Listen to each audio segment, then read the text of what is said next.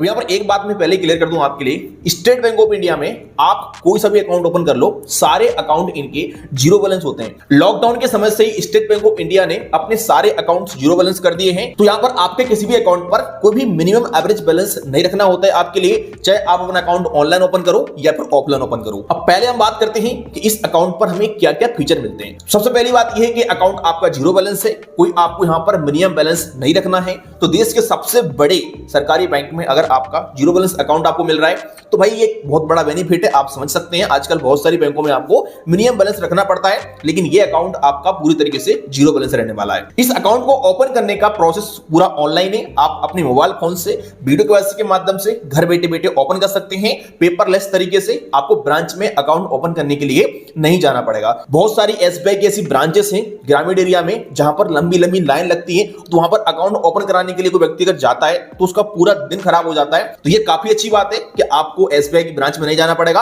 और घर बैठे बैठे आपका अकाउंट ओपन हो जाता है। इसके अलावा पर्सनली एक बात आपको बता दूं मैं कि एसबीआई की ब्रांच में अगर आप ऑफलाइन तरीके से अकाउंट ओपन करने जाते हैं तो देखो एसबीआई के कर्मचारियों को होता है टारगेट, तो वो आपसे बोलेंगे कि अकाउंट ओपन करने के साथ साथ आपको 3,000 रुपए या 4,000 रुपए का इनिशियल फंडिंग करना पड़ेगा। इसमें से क्या करेंगे वो लोग, आपको कोई इंश्योरेंस चिपका देंगे आपके अकाउंट पर 2,000 का, 1,500 का, 3,000 का, बाकी का यहां पर कुछ फंडिंग आपके अकाउंट में डेली रहने देंगे। अगर आप इंश्योरेंस नहीं लेते हैं तो आपके लिए कोई और प्रोडक्ट देंगे, जैसे कि कोई डीमैट अकाउंट ओपन करके दे देंगे, तो उसका चार्जेस कटता रहता है। और ये इंश्योरेंस और डीमैट अकाउंट आपके कोई यूज का नहीं होता है, बेमतलब में वो अपना टारगेट पूरा करने के लिए आपके अकाउंट पर चिपका सकते हैं। तो अगर ब्रांच में कभी जाते भी हो अकाउंट ओपन करने के लिए तो भाई इंश्योरेंस वगैरह बिल्कुल मत लेना। ये चीजें पर्सनली मेरे साथ हो चुकी हैं। मैं अपने फ्रेंड का अकाउंट ओपन करने के लिए गया था, तो ब्रांच वालों ने बोला कि या तो आपको एक इंश्योरेंस लेना पड़ेगा 2,000 रुपए का, या आपको डीमैट अकाउंट ओपन करना पड़ेगा। तो मैंने उन्हें बताया कि आरबीआई की साफ साफ गाइडलाइंस है कि बैंक किसी भी कस्टमर के लिए उसकी बिना मर्जी की